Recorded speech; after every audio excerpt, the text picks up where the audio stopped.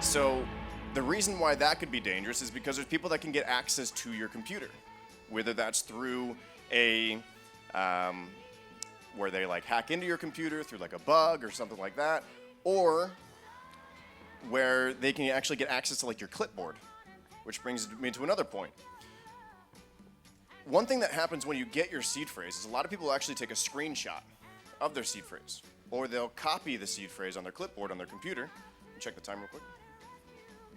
Okay. And they will actually store it with that way inside of their computer.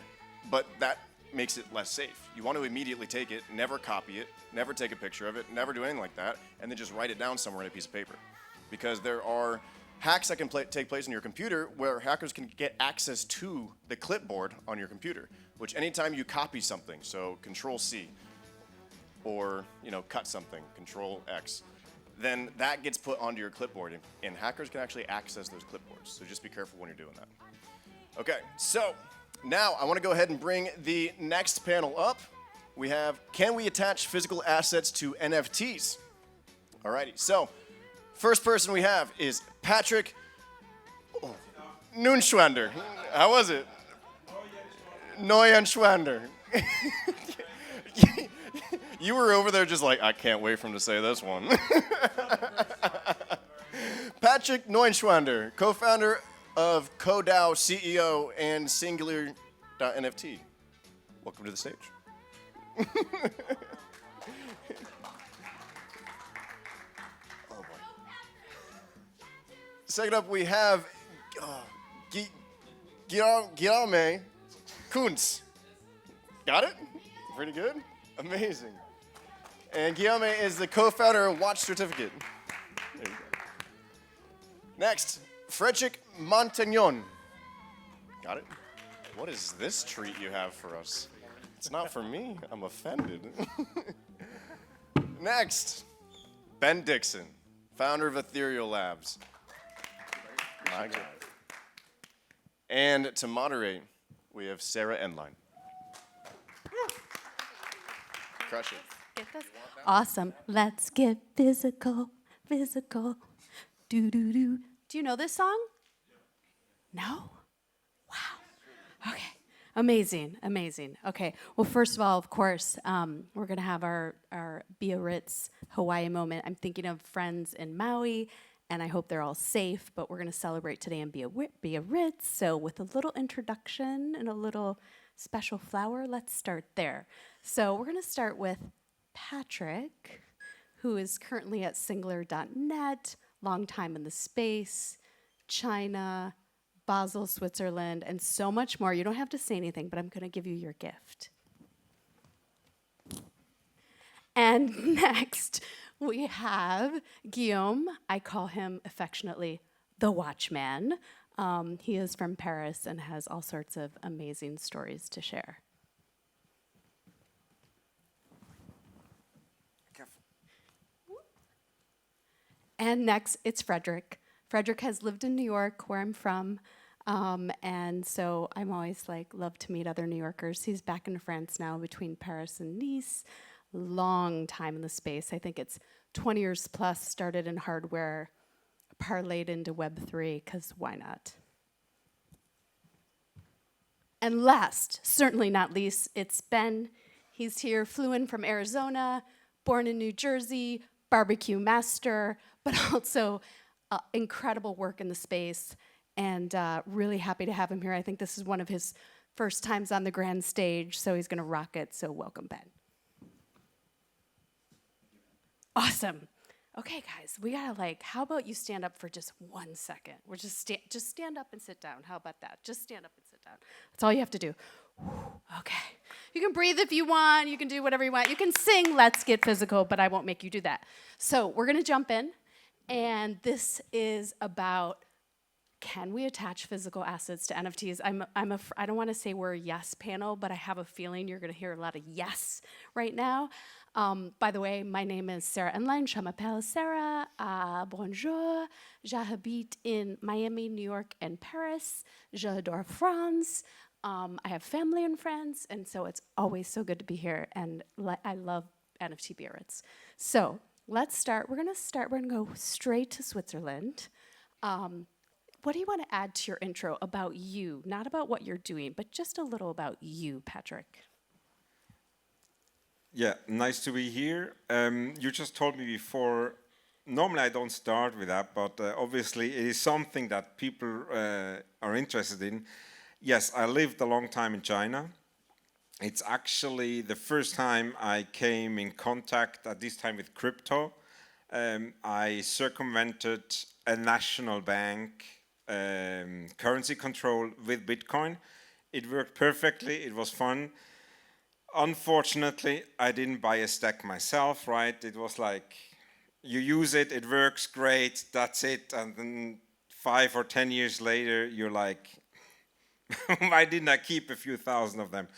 But I went back to Switzerland. I was working in e-commerce, and then somehow, naturally, my first contact with Bitcoin 2012, plus working in e-commerce. At some point, you're getting in touch with Ethereum and digital goods and stuff like that. And so that's how I pivoted into the Web3 space.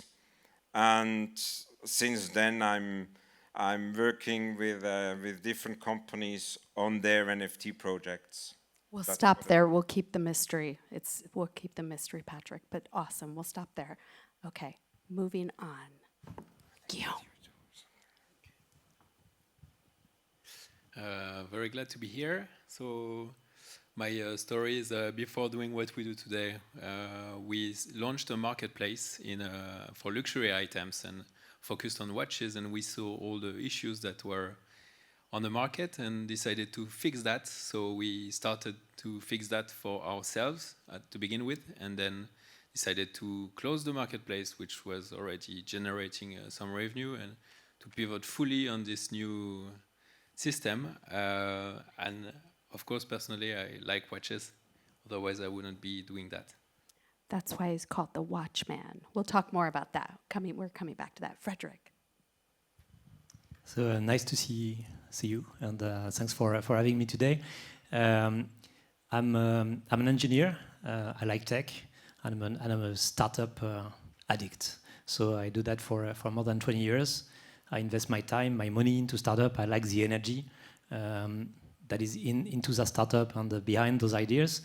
And the reason why I'm here today, and the reason why I'm into crypto, into blockchain for quite a while now, is because I see here a potential for more freedom and for more digital sovereignty. And I think this is really what I'm following now, is how we can get back on control over the infrastructure, the data we have, and the infrastructure we use on the internet.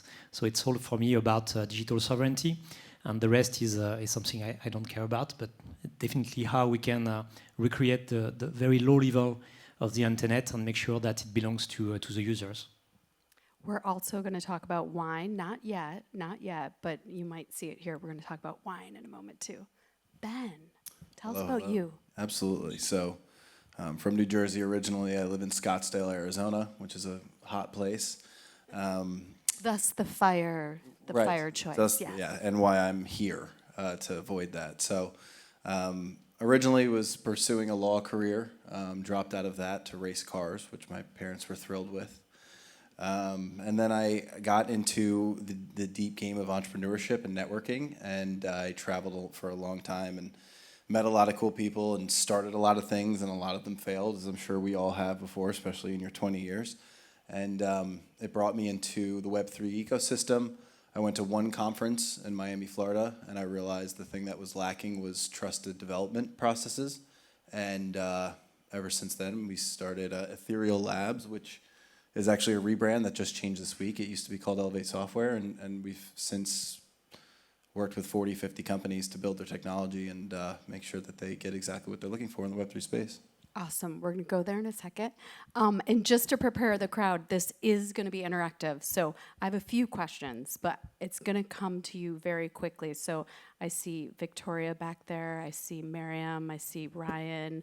I see Luce. I see people in the crowd. You just prepare your questions because we're coming at you live. And to the point of trust, this is, again, a no bullshit conference. So we want to ask real questions as much as possible, and we're going for real examples. So I didn't introduce myself, but I am a serial founder, entrepreneur in residence, and executive fellow at Harvard Business School, Harvard Innovation Lab. I bring Web3 programming there. I speak for US embassies around the world about Web3 tech, entrepreneurship, etc.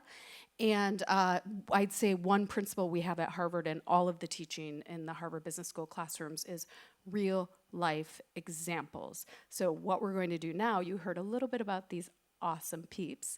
We're going to talk about real life examples. I'm going to go back to Guillaume that's going to share it. We're trying to answer the question. We're trying to stay true to our panel if we can. Let's get physical, physical. So we're going to go to this question. We're going to go back to Patrick. And can we attach physical assets to NFTs? Do you have a beautiful example for us? Yes, I have an example. But first of all, honestly, I don't want to attach physicals to an NFT. I want to attach NFT to physicals. Because once you have two entities, you can sell separately. And once you actually have a united product. And the example, very simple, is this one. That's a 9DCC hat. G-Money. Yes, it is from G-Money. And integrated here is an NFC chip.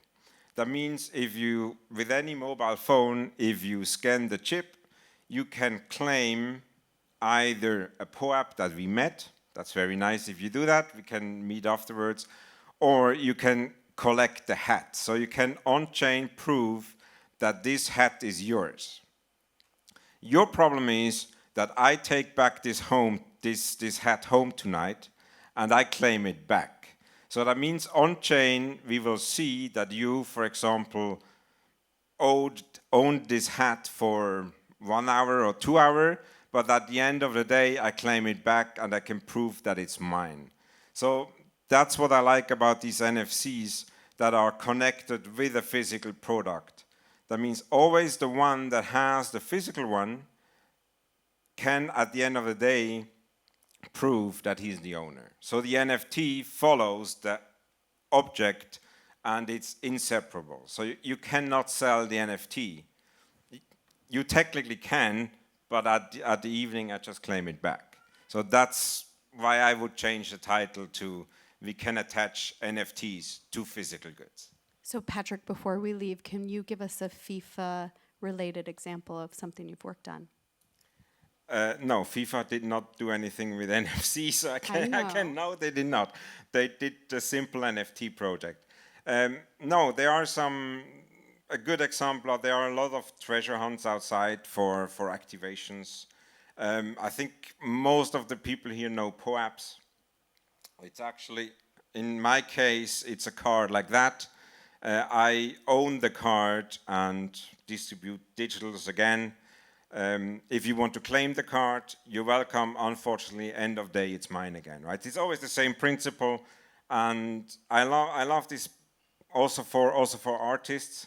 If they integrate it into their work, and for example, have it in a museum, every visitor can come and claim the artwork. It is shown, there is provenance on the blockchain who owned it during this time. And end of the exhibition, the artist or the museum claims the work back. And yeah, the NFT, the blockchain entries become kind of part of this artwork. So these are the examples where I normally work with. With FIFA, it was a pure NFT project. I wonder what they think about physical. We'll go there after because you've all worked with so many awesome clients. So maybe we'll get some commentary on what your clients think about this. We're going to go to Watchman, although I've noticed we have 2 Watchmen on the panel, but we'll go with Guillaume, our official watch guy, where clearly you are answering this question. Yes, but just a clarification before, we actually didn't start watch certificate with NFTs. We started it as a certificate for watches.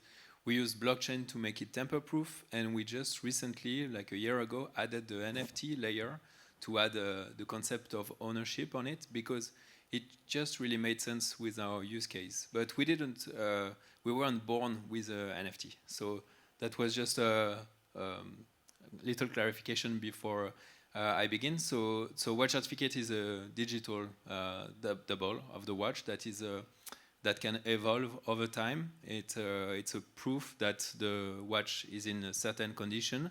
It adds high definition pictures of all the watch, including the serial numbers, the movement inside of the watch, something you can't really see yourself. You need a watchmaker to do that. And this NFT is generated by a local watchmaker or the brand that sells you the watch. So it works both for pre-owned and new watches. And the idea of that is to give benefits to the owner. Those benefits can be, I want to insure my watch against theft. I will do that in a few clicks. Or I can ask for an update on the market value of my watch. This will go directly to an expert, and the expert will provide the answer. It's something you pay actually to have the market value updated, and all sorts of benefits. And so we distribute this product, this technology to brands, but also to marketplaces, and actually all the stakeholders in the watch industry. So auction houses, we certified a watch for Christie's that sold for 3.5 million. So you can imagine the expert had to do his job well. It's actually someone who worked for Rolex for 31 years in Geneva. And we work also with service centers, independent watchmakers. There's actually one here in Bayonne that is a partner. So yeah, that's a quick overview of the hub that is a watch certificate. So Guillaume, when you were at the luxury goods marketplace, I'm curious what happened around the team table or the boardroom that led you to watches? So when we were a marketplace, we understood that the market was really complex for pre-owned, because just to give you an idea, there are about 20 million watches that are exported from Switzerland every year, and 40 million fakes at the same time. And the quality is getting better and better. And it's not only black or white. Some of the watches are tampered with. They replace some parts of a real watch. So this can happen in the life cycle of the watch. Let's say you break the glass or you need to change the bracelet. It's fine to replace it with something that is not from the manufacturer, but it should be known. It should be transparent for the buyer, because it can have a huge impact on the market value. So what our goal is to provide a tool for transparency for both buyers and sellers, to make everybody a bit more zen when buying and selling watches. So really this is why we started to do that, is to give the same information to everyone, so they can buy a watch. Even if the watch was altered over time, it's fine if both the seller and the buyer knows it. So I'm just repeating you, 20 million authentic, 40 million fake, 60%, 66% fake. Yeah, it's really impressive when you go on main marketplaces that are not specialized. Actually, if you look at modern Rolexes, it's very impressive, the number of fakes, and a lot of people don't really know they bought a fake until when the watch starts to not work and they take it to a watchmaker, and the big surprise, they just lost. We're talking about $10,000 watches. So when you understand it's a fake, it's a very big problem financially, and it's a very common issue. So yeah, that's and just one precision: the fakes, it's actually a bunch of factories in China mostly, and then they can be reworked by some high-end specialists. But to give you an idea, those watches could cost between 500 euros and 1,000 euros. And it's sometimes really hard to tell them apart. Every year they update. So for a very famous watch like Submariner, they're actually doing the V number 12 evolution. So every year or so, they updated all the things that were not so good the year before. And so you can imagine that if it continues like that, it's going to be harder and harder for normal people to tell the difference. It's already really hard, and a lot of dealers are, having difficulties on that. This is why we had to build such a very detailed system in order to detect those issues. That is an amazing proof case. I'm thinking, I wonder if my swatch is fake, but it's not so much at stake here. But 66% is fake, and we're at NFT Biarritz where we say no bullshit. So we want to support Watch Certificate and what you're doing. So let's get physical, physical. Okay, moving on. Frédéric, and anyone who's walked in the room, we're going to come to you soon and call on you. So be ready with your questions. Frédéric, some interesting real-life example. So the short answer for your question is no. That's it. So I'm an engineer, so I need to tell you the truth from a technical perspective. You cannot connect something digital with something physical. So, and you asked me to bring on stage something we work with. So we work with wine, as an example. Yay, wine! So it's a bottle. You cannot attach an NFT with that. So it's not connected to the internet. So you can, of course, bring technologies like chips or very difficult to replicate QR code or this kind of thing. But at one point, there is always a mean to counterfeit. But there is something very more interesting. You can attach utility to an NFT. And this is where it begins to be interesting, and you mentioned it. So the first utility you can attach to an NFT is the concept of ownership. So if as a producer, if as an artist or a brand, I sell you a product, but also when you buy my product, I will give you the physical product and an NFT that represent the ownership of this product, then you can attach a lot of things to this NFT. And this is why it's starting to be interesting for the brands, because as you mentioned, counterfeited products are just flooded the market. But when you buy luxury, when you buy a real product and even medicine, you want to have the real product because you want to buy something that works. You want to be sure the origin. You sometimes buy a piece of history, and you want to be sure that you have the real one. And you want to be sure that you can go back in time and be sure that the origin of the product is real and it comes from the brand you are buying from. So this is where NFTs can start to give you some clues and a way to connect a physical product into a digital world. So now we are interacting mostly through screens, through digital. So we want to have digital experiences. And so far, the brands who are producing physical assets were totally out of this world. Thanks to NFTs, they can start building real pieces that are by design onto the internet, so NFTs, and then started to build utilities and build services and attach content to a real product online with 100% certainty that it comes from the brands. So attaching an NFT, yes, but for what? And my answer is no. You want to attach utility to an NFT to provide not only a piece of physical products, but a whole experience, including digital.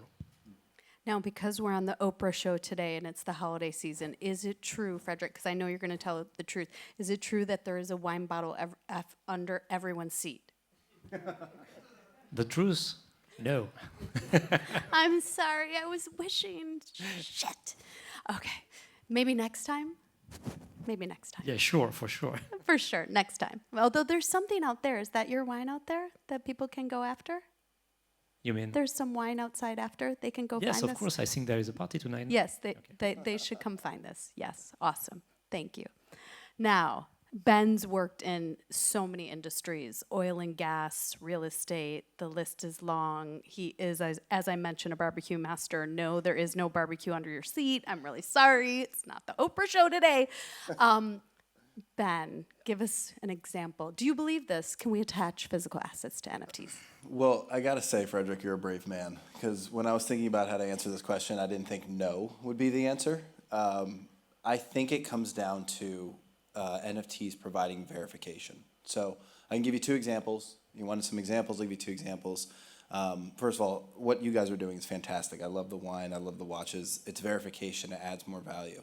One of our clients, they monitor methane intensity that comes off of oil rigs, and then we take that data and we store them into NFTs, and then those actually become data-backed carbon credits. So to them, it's an asset. How do they define asset? Yes, that becomes a real-world asset. There's value behind it, and then it becomes tradable, right?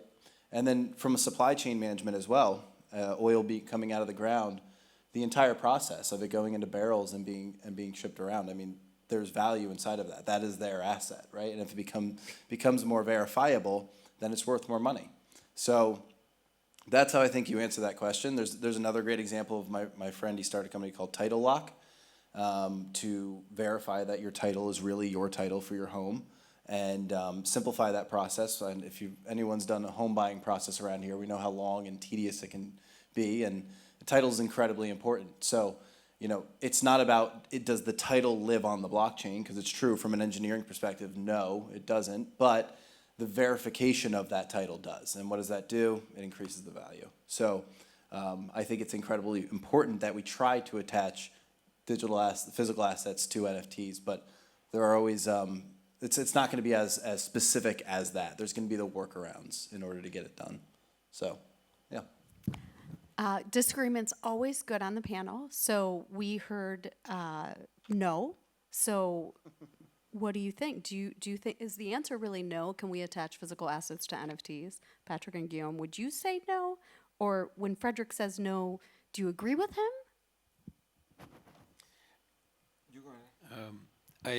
Of course, there's a difference between the physical and the digital world, but I think our approach is to have the most information possible on the NFT itself. So we have worked to do that with OpenGem, actually, who audited our NFT, and we had the best rating possible, 100%, because we made sure the data is persistent, which means that if we disappear tomorrow, all the information of the certificates are literally in the NFT, and someone could not only see the NFT today, but also explore the older versions. This includes 2 pictures, and the other high-definition pictures are reachable through another system. So on our side, we at least try to literally connect the NFT itself with the physical item, because there are high-definition pictures, including the pictures of the serial numbers. It makes it very hard to separate the NFT and the physical item. And we are also starting to explore the ways to attach physically the NFT. For example, we work with this Swiss brand, Swiss startup that creates glass with the NFC chip inside, which means that we don't even need the warranty card in between, and physically the watch bears the chip. Of course, if you break the glass and need to replace it, the chip is gone, but it's a first step to do that. And another way to do that is also image recognition, where we can take a picture of the watch, even if those watches are new and 2 watches are exactly the same, there are still things that we can see with the image recognition, like patterns we don't see with the eye, but with the newest smartphones we can do that. And it actually is enough to have access to the NFT. So I would say yes and no. Well, I was thinking when Frédéric was speaking, I was thinking, well, in the future, if you have a $10,000 bottle of wine as technology advances, there is probably going to be a chip advance. Like, it's going to be attached to it, because there's so much faking going on that we need a prevention of it. But okay, Patrick, what do you think? Frédéric's right. It is technically not possible to do it, but like he also said, we are using other technologies.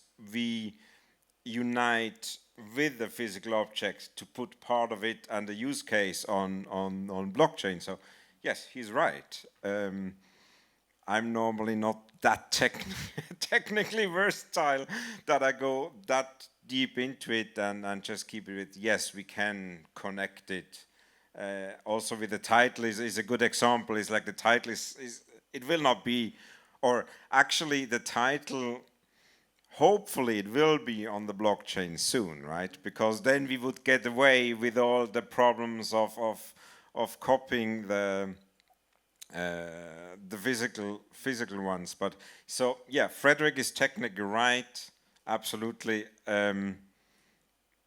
Physical goods stay physical ones, but with this help of this little tech, we can do amazing things. Yes. So before we turn it to the audience, a few of you have worked with amazing clients. It's L'Oreal, it's FIFA, etc. I want to hear, are your clients talking about this? Do they care about this? What do you think is top of mind? And think consumer, because that's the clearest attachment. Do you have a client that's already talking to you about the next project? And I don't know, maybe we'll go back to Frédéric, our hardware expert. He really is our hardware expert. Thanks. So I think that a year ago, clients and brands were talking about Web3 and NFT because it was a new paradigm and they wanted to test and to understand. Now I think this time is over, and when you talk about Web3 or NFT, this is to answer a real problem with a technology that can solve it in a better way than all technologies. We don't have meetings today with brands just because we are a Web3 native company or we design protocols on chain and so on and so forth. Now we have meetings because we work on client relation and they want customer relation. They want to be freed from the dependency of big tech, so the Google, the Facebook of the world. We are in contact with brands because they understand the value of having a direct relation with customers and being able to interact with the customer, to build digital experiences with them, and avoiding to get so much personal data and still have a quality connection with this customer. They understand because this is a business value. So definitely today, the brands, they see this technology as a good answer for very old problems, and comfort fitting is a part of them. But there are all different problems that they have to solve, including compliance today, because they are more and more exposed to compliance that are different depending the place you live, because of personal data storage, because of all the information they need to give to a client, to their clients. So all this problem they are facing today, including being more circular, making sure that their products are more sustainable, because you can repair these products, and if you want to repair a product, you need to know how to repair it and where the product is coming from, how to recycle a product. So all this information, all this interaction between a brand and a consumer can be solved leveraging NFTs. But definitely the NFT is a technical answer to something that has nothing to do with Web3. So Frédéric, I'm going to stay with you. You don't have to answer who, but what's like a secret, top, interesting project you're working on right now? Very specific. Yeah, I think this kind of product like wine, but we work with luxury brands in general. So we work with people who are building purse or jewelries.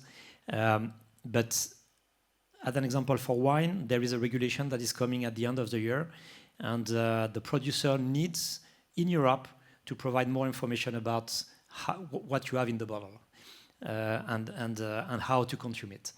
And definitely having a piece of NFTs that represent the ownership, but also where you can attach some information that can evolve over time, will just solve the problem of putting on directly on the product all this information. Same thing for the fabrics. When you buy some shirt, or now you have to communicate information to a customer in different languages, and sometimes you have a real book attached to your clothes. So the first thing you do is you cut this and you put this in the trash. So you don't have the information anymore as soon as you buy the products, which is the exact opposite that the regulator wants to the brands to communicate. So all this relation. So making sure that the consumer have all the information about the product, making sure that all the supply chain and all the components and all the third parties that will use the product, resell the product, repair the product, and so on and so forth, continue to have a real relation with the brand to know exactly how to deal with the product. These are the kind of things that can lead to a more circular economy at scale. It's business and it works with information that are not stored into a centralized database. Amazing. And I was on a panel with Laura Piana, LVMH at Vivatech, and Laura Piana is doing incredible traceability, right? Down to like the specific, sheep farm in Australia. It's amazing what they're doing. So yes, super agree. We're gonna go back to Patrick and then Ben. Any client example, it can be top secret, but you can share it with us. You don't have to name them. What's top of mind for them? What are they talking about? It's not really top secret. Puma, for example, just launched a shoe with it's already 2 months ago, launched a shoe with an NFC chip inside. Gucci and all these brands, they are already since about a year or two, they're working on blockchain solutions for counterfeits. So there is a lot going on there. And like Frédéric said, the hype we had this time where everybody wanted to be in Web3 and NFTs, that's over. Now companies understand it's a technology that can solve a problem. And yeah, all the project I design now slowly evolve around usability for their end client. So that, no 24 seed words and all these things. The tech it is on the way to disappear. Unfortunately, it's not there yet, but I guess you know more about this. But it is about usability. It has to be, especially marketing, go back to being fun. And that's where the projects are. I do a lot with marketing now because it's, the fun's coming back into it and the tech disappears. So the tech does remain. I was at Yahoo 20 years ago in Silicon Valley, and I always say we weren't launching email and saying, do you want JavaScript with your email? We were talking about the beauty of email and the value it would bring. So the tech doesn't disappear, but it goes into the background. And what's amazing is we go back to what we used to talk about, which is human-centered design, consumer-centered design. What does the client want? What does the customer want? Not tech first, it's people first, which I agree we're in that phase. Now, Ben, any projects, top secret or not, that you would share? Around physical? Okay, so not so top secret, but as we know, real estate is the largest liquid market in the entire world. So as soon as we can start getting some regulation around that, I think we're gonna see some incredible things happening. I think we're gonna see closings and sellings of homes in 7 days instead of 60 days. Same with large institutional buildings. So a client that we have, Liquid Acre, they decided to start a whole nother organization in El Salvador because El Salvador opened the doors wide open for them and said, hey, listen, if the technology exists, then we want it here. And they spent years trying to build it here in America. And of course not here, I'm in France, sorry. In America, they spent years trying to build it in America and it would not work because of so many regulatory issues. So that's one example of physical asset that will be on chain in El Salvador, operating fractional ownership, which will be huge, and being able to, again, buy and sell these properties so quickly just because everything's on chain and it's a digital solution. So it's exciting. Awesome. We're going to move to questions. So I'm sure someone's ready out there. Yes. Fantastic. We're going to get you a mic. I'm coming. Pascal, you're next. Are you ready, Pascal, with your question? Hey, guys. I want to ask you, how do you future-proof this? Because especially considering the luxury part of these investments, hypothetically, if I were to inherit a Rolex from my grandfather, the same should apply to my grandson. And there's no universal precedent around NFTs, digital ownership, and everything that's around it. How do you make sure both technologically and legally to future-proof this? We'll start with Guillaume. On our side, as I explained earlier, we actually put all the data in the NFT itself, which is, as you know, distributed among several nodes.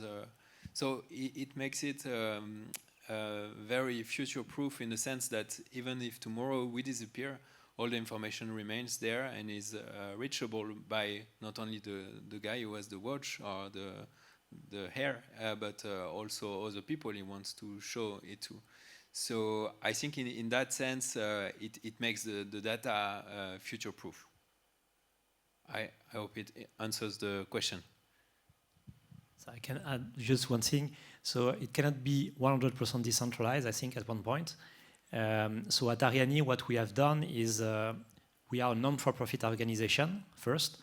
We design a protocol, and we have in that organization all the brands who are using the protocol to issue a digital passport for their product, or NFT. And one of the missions of the association is to make sure that the information of where these NFTs are issued, which chain, by which brands, is shared by the association, validated by all the other participants.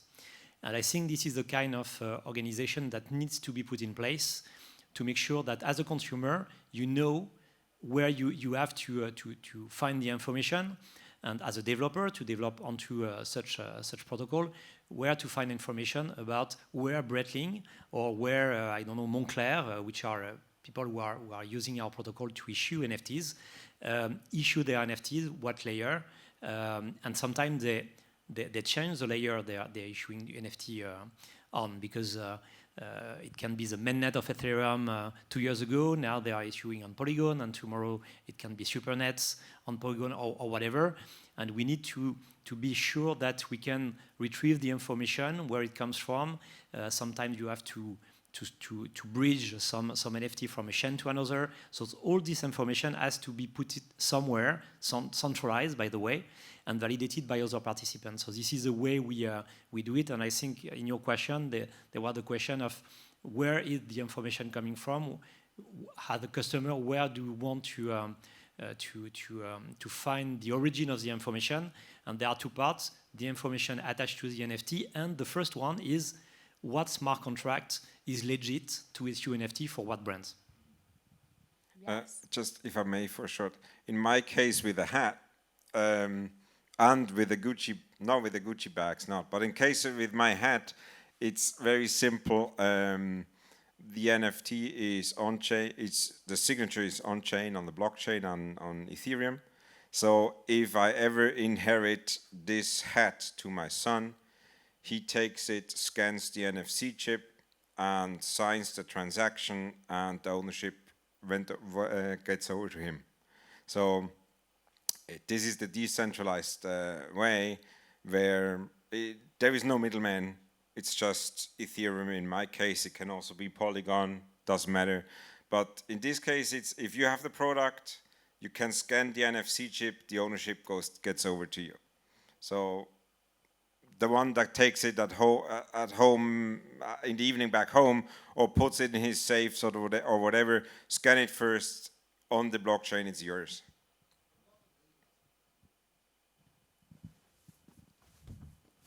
Follow-up question? Sorry, what about the legal aspects? So yeah, I could talk a bit about that. It's really funny to see how much of a struggle it is right now for lawyers to become Web3 lawyers. And I've been noticing a lot of people who are marketing that they're Web3 lawyers, and they're just trying to get more clientele.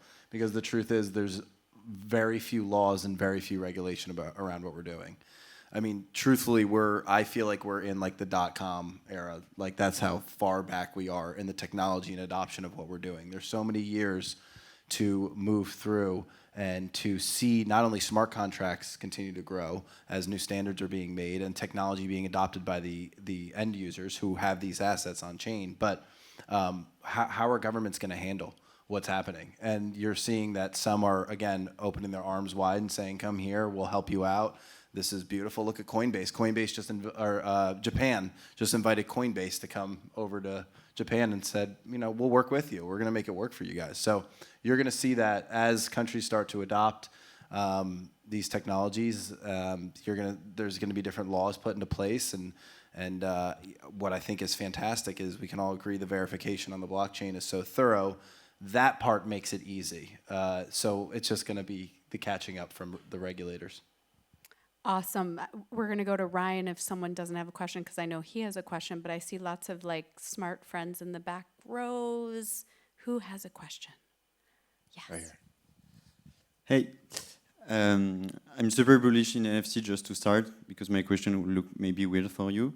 But don't you think sometimes when it's related to a physical item, NFTs, it's just a way for the supplier to keep a track of its supply, and also the users, the holders or owners of the item, and maybe use it in its profit and not really in the profit of the final user, which we are working with watch, for example, or cars with certificates and stuff that are properly working today, even if there is a lot of contrefaçon. So yeah, that's my question. I can jump back into this one. Supply chain is what blockchain was built for, and it is absolutely the answer to a lot of these issues. So watches are a perfect example. If it's made from the manufacturer, it's minted as an NFT, and it's moving around, I know that if I'm at a secondhand store buying a watch, and they have verification of it on the blockchain and the same exact watch is next to it and it's not there, even if everything else checks out, I know that there's inherently a little bit more value behind that thing.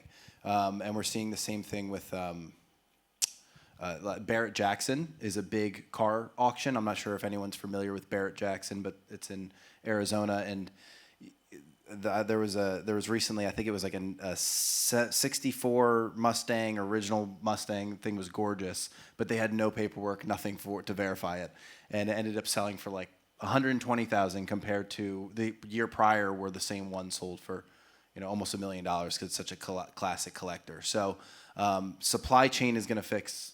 If you actually use blockchain and supply chain at the same time, it's going to fix a lot of things, and this is how we can verify in the long term that NFTs truly hold their value.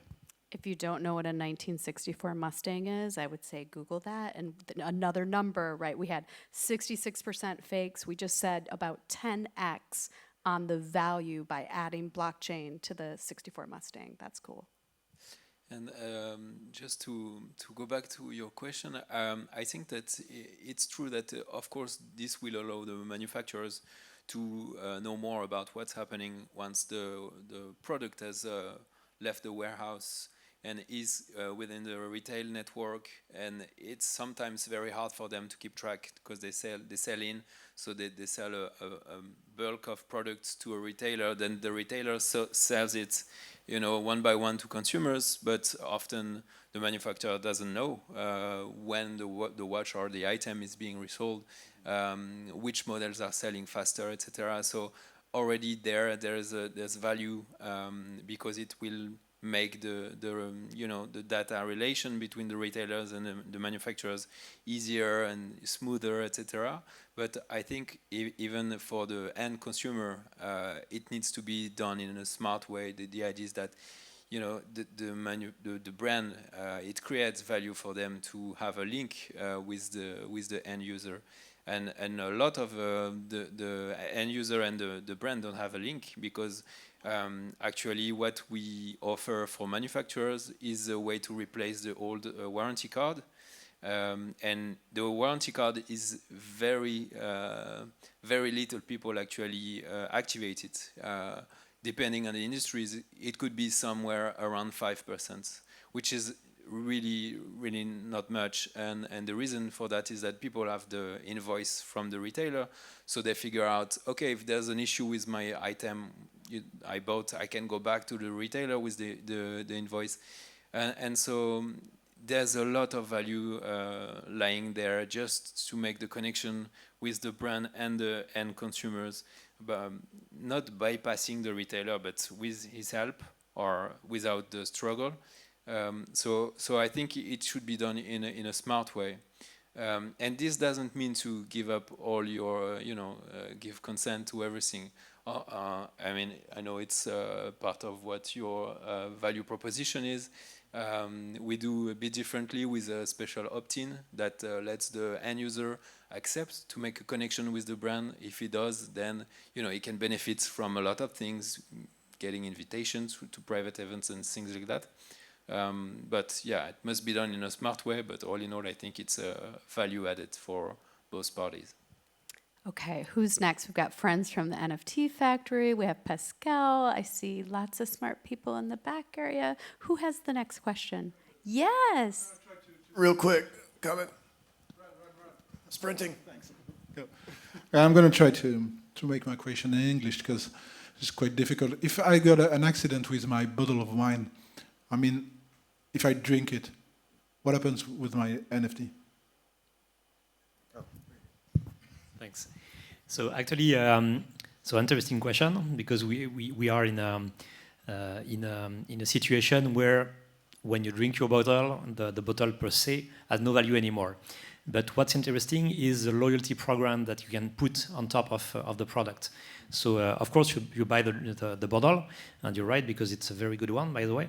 But the proof that you bought this bottle on first or second hand makes you someone valuable for the brand. So after 1, 2, 3 bottles, they can offer you something. They can put you in a special program. And when it comes to intermediary products, it's very difficult for a brand to know the real customer that is behind, or the real person who drank the bottle.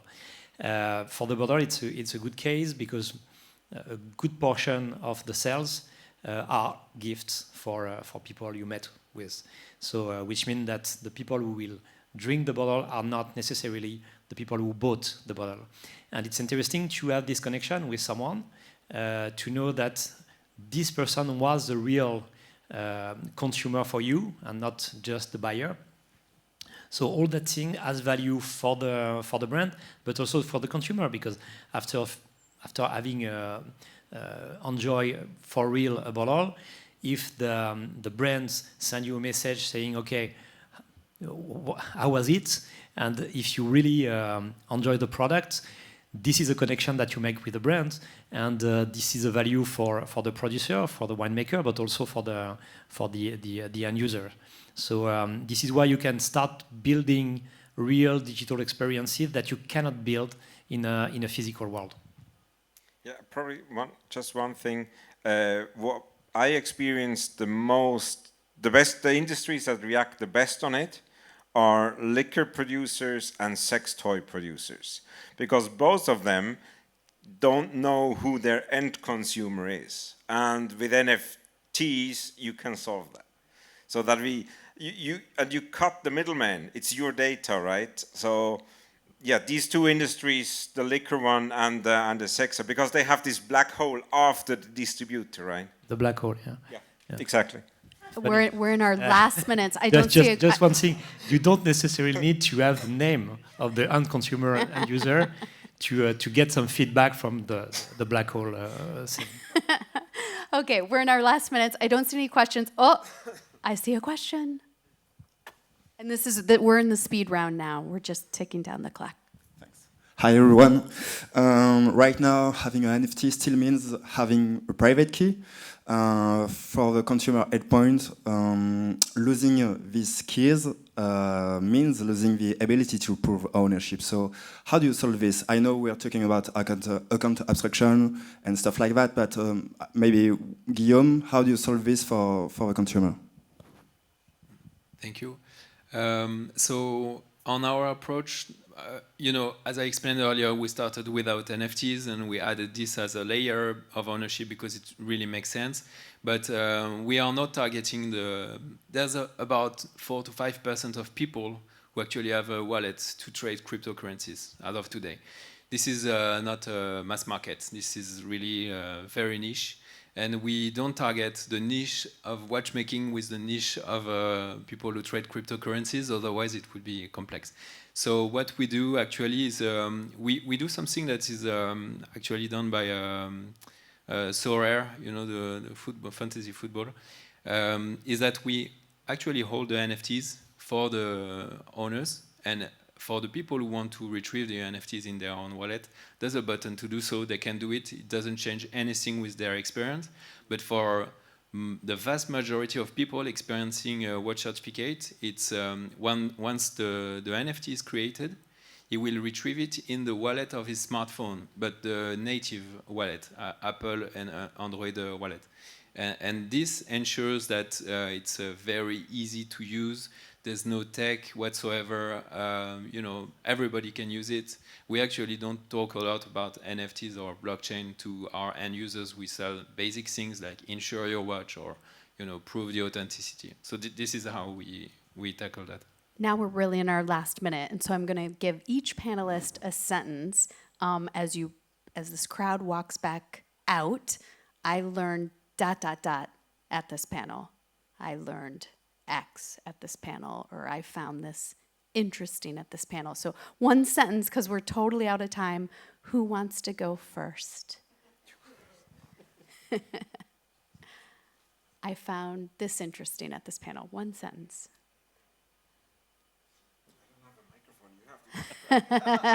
Ben, you want to go first? Sure. One sentence. Let's see. Think about something on the spot. One sentence. Shoot. I mean, I find all these guys interesting. There's Patrick. I just We're wanted to running say out of that time. it's Patrick, really- you might have the one and only last sentence, Patrick. I just find it interesting that each of us is using a different solution, but each of them will be, it gives us different, it caters to different people, and I think sooner or later it will unite into one. It probably has something to do with account abstraction. Wonderful. We can close there unless you have a sentence you want to add. Okay. Yes, Guillaume, we're good? Okay, I just want to thank merci beaucoup to Patrick, Guillaume, Frédéric, Benjamin. Thank you very much. I actually have a question for Patrick. Patrick, you mentioned that the NFT can be linked and it follows the hat, right? So that solves the authenticity problem. Yes. Do you believe that there's a potential for NFTs to maybe divert people from actually stealing physical items as well because of needing to prove authenticity? Because if they steal the hat and the hat has the NFC chip, which links to the NFT, then you could steal the hat and now you could transfer that digital ownership to you with that hat. So is there any way to kind of like separate that without separating it, if that made sense? So you mean if someone wants to drain my wallet and takes my NFT? No. So I'm saying, like, to disincentivize somebody from stealing physical items because you have to prove it on the blockchain that you own it, so then the value isn't quite there. Somewhere in the future that's possible. Right now everybody would just scan this one and basically gets the ownership, right? So right now we're not there yet. But One there's day. so many possibilities. Yeah. Find my iPhone, right? That's the beginning of that There we tie go. to the physical item. Cool. Awesome. Thank you. Merci beaucoup. All right. Thank you so much. Give a round of applause for the nice panel. Amazing.